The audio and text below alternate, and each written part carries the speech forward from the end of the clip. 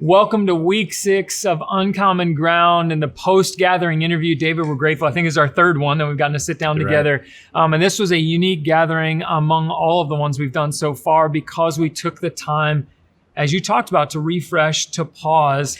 And I just want to jump right into it. But before I do, I love setting these up with something funny that you said or Jason said or Matt said. You always do. And you snuck in there that comment about Carson Wentz, maybe an interception. Yeah. Oh, yeah. But I also threw Ezekiel Elliott in there. You were fair. So I appreciated very fair in that. But yeah, you sneak it in, and I had to point that out. I didn't miss that. But what I love about this, because we actually went through this as a staff, and you brought this to us as a whole church, which I'm so grateful for. You said we think we need resets, a refresh. You have to hit that button in life. I just want to dive right into it. Why do we need resets? What have you seen? Maybe put it this way. What have you seen when we don't stop and refresh? So I think we get so out of sorts. And again, I use the illustration of lips being different than the voice. And it just keeps getting worse and worse and worse. And so what happens is we know we're out of sync. And so we start trying to do things to reset ourselves. And if we go to the wrong place, that's when we get in trouble. And so that's why, in a big part, people turn to alcohol and excess. That's why pornography, that's why we overeat, that's why we overshop or overspend. That's why people have affairs. And it's just that desire to, something's not right. And we're trying to pull it back. And so you start reaching for things that aren't the right things. And so it's building. We're not building any longer that song even that we sang. And that was beautiful about how we mixed music into the message and so back and forth. I loved it. But we build on a different foundation than the one that we want to be building on. I think that's what I hear you speaking to too, is that the ground starts to get shifty and we don't stop and reset and refocus. And so now we're going after things we may never have intended to go after. So Dave, there's another Christian leader this week has been in the news for falling morally. Wow. And in one of the interviews that he gave, he said, for a long time I've been, and he used words out of sync, but he said something wasn't right. And he said there were a lot of things available to me that I didn't avail myself to. And so then he went looking for a relationship outside of his marriage. And it's just that thing where we've got this available to us. And Jesus says, when we're together, just do this. And so, he knows we're going to be out of sorts and he knows we need this kind of thing. And so taking advantage of it. And it can seem small and it can seem insignificant, but again, the further apart the sync gets, the more problems we find ourselves in. Yeah, and that's such a great point. I didn't even know that. So honestly, what's been dominating the news though, so I didn't even know that. What's been dominating the news, of course, is election and indecision and so much tension as if there wasn't enough. And of course, still COVID and all of that. And you made a point before we started, why this reset in communion is so important.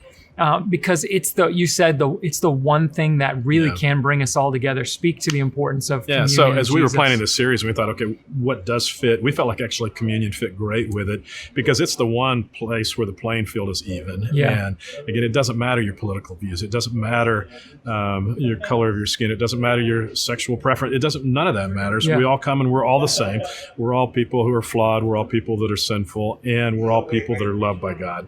And we all have this opportunity to make that exchange with Jesus. And so I look at it and I go, Dave, the person that others of us may be so upset about, so think of the person that you're so upset with. Right. Do you realize that God loves Donald Trump and offers that exchange to Donald Trump? He offers it to Joe Biden. He offers it to Kamala Harris. He offers it to that person that had some kind of gender change. He offers it to everybody. And so we may be upset with those people, but when we come to the cross, what we find out is every one of those people are loved by God. Jesus offers that exchange to them just like he does to us. And I think sometimes we think, well, because I have the right political views or because I have the right moral values, that somehow the exchange is more accessible to me than those that don't. And it's not that way at all. We're exactly the same. And so that's where I just feel like communion fits so well with Uncommon Ground because it puts us on a playing field and tells us all of us are loved. And so what happens too, Dave, I think we start focusing on our differences. And I think part of what's going on in our country right now is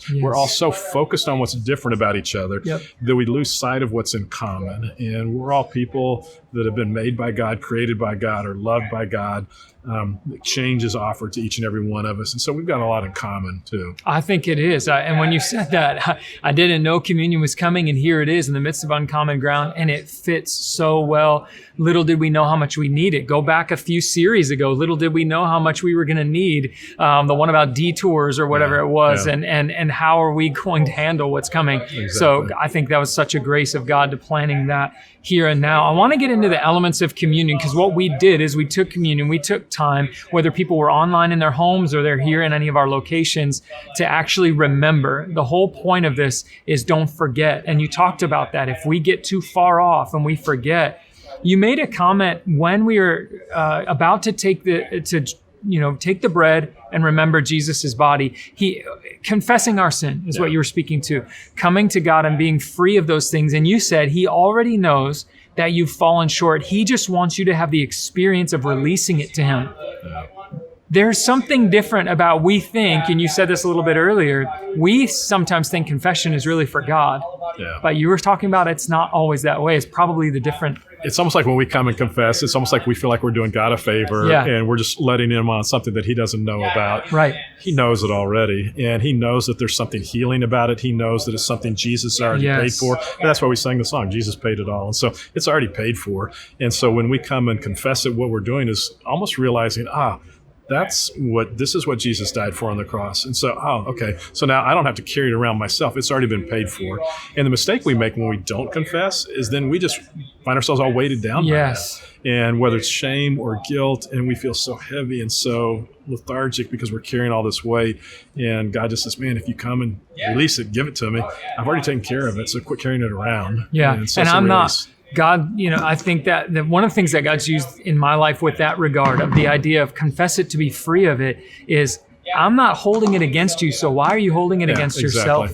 And how often, like you said, we get this weight on our shoulders, and then to go back to what you said earlier, we're veering off of course of staying focused on Jesus and going after things that are hopefully giving us some semblance of joy and experience, but it's not what we wanted. And that weight has probably caused us to veer. That distraction has caused us to veer. Dave, it's the whole thing with the exchange where, again, when God looks at me, in spite of all of my messes, he doesn't see those. He sees Jesus' perfection. And I mean, he's aware of them, but that's not the way he views me. And so why would I view myself that way when he views me so differently? And so, it's definitely to our benefit, not his. Yeah. Now, another element in there, so that was the bread, and that, it was coming before that, taking the bread is to confess and to just free our hearts. And then you talked about when we were about to take, and I love this, it's quoting from the book of Luke, this cup is the new covenant between God and you, sealed by the shedding of my blood. The idea that, man, there was a time in God's plan where it had to be sin, sacrifice, back and forth, this endless cycle. And then Jesus says, once for all.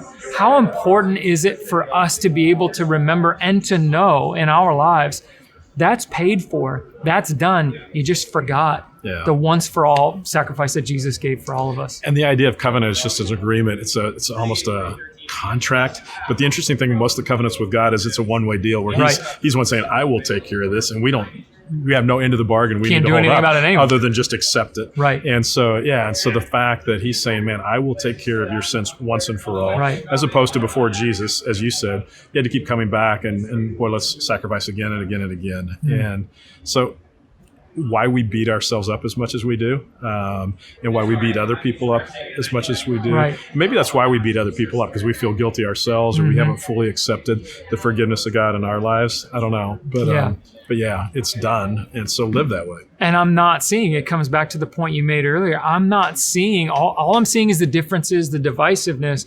But if I stop and I remember this was done, I'm free and I live and take on that identity, then I start seeing people through that lens. And so you are, I am, so are you. And so why do I get so hung up about the differences that you and I have when you're free just like me? And so it's not my place to sit there and try to dump it back on you again. Because Jesus paid for that on the cross. And so when I sit there and try to put it back on you, I'm almost trying to undo what Jesus did. Yeah, I think that's a powerful way to put it, and it is so freeing. And so I want to close and just ask, you said at the end there, of course, I hope that you're refreshed that today life is back in sync. It's synchronized again. You're back on that path as we were talking about in this conversation. What do you hope for groups? And maybe I'll say this week, what do you hope does dominate their thoughts and their attention and their minds? Because what's been dominating our attention, the airwaves, media, everything, has not been helping us stay focused. What do you hope for us that dominates our thoughts this week and going forward?